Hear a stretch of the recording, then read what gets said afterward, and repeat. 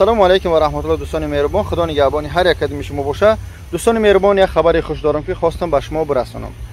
خواهران، مادران، اپوها، برادران، اکاها، دادرها، مخصوصا شخصایی که در تیومن قرار داره، در شهر تیومن یعنی که قرار داره یا که گرجدانی روسیه میتونه رفته به شهر تیومن.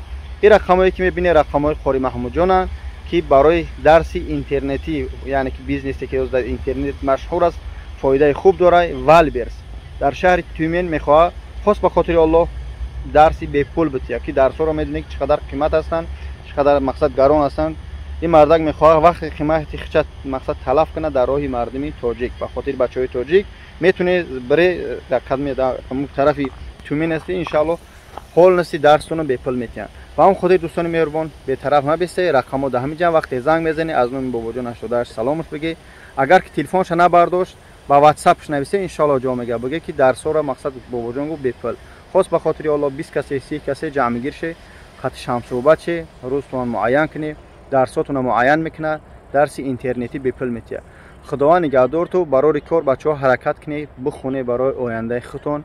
این والبرس بیزنس‌هایی که در اینترنت میگذارن خیلی فایده کلان دارن ان شاء الله برای آینده خودمون. واسه اهمیتشون میتیم حرکت کنیم که از کارهای سیاهی که داریم مقصد خودمون کار میکنیم مثلا استرایکات چیکار کنیم اساسا به طرف بیزنس بگذاریم حرکت کنیم که از همین درس اینترنتی والبرس استفاده بریم. خدا نگهدار خارجان برای کار خداوند همه ما و شما را برای راست هدایت کنه. السلام علیکم.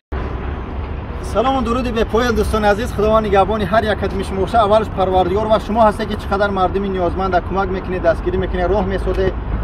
دوستان مهربان امروز ما همراه اکای حاجی کمپانی حاجیان میگن قطعی الحمدلله ما شناسیدیم مسئله چی میگن گرانیتسا یعنی که هازی گرانیتسا ماده نشیدگی پروستو آدمای باوری افتن در کبرای که فرزند یک آدم میگیری گرانیتسا میبری فرزند یک آدم بردن آوردن چقدر چی میگن زحمت مشکلی میکشه.